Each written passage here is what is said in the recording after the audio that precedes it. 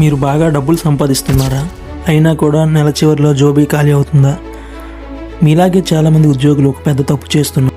ముందుగా నేను కూడా ఇలాగే చేసేవాడిని. ఈ 3 నిమిషాల వీడియోలో ఆ తప్పు ఏమిటో, దాన్ని ఎలా సరిదిద్దుకోవాలో నేను మీకు చూపిస్తా. ఇదే మా మనీ మైండ్ సెట్ బేసిక్ ఛానల్లో మొదటి పాఠం. ముందుగా డబ్బుని ఆదా చేయాలి, తర్వాత ఖర్చు పెట్టాలి. వచ్చాక ఖర్చులు పెట్టి మిగిలిన దాన్ని పొదుపు చేద్దాం.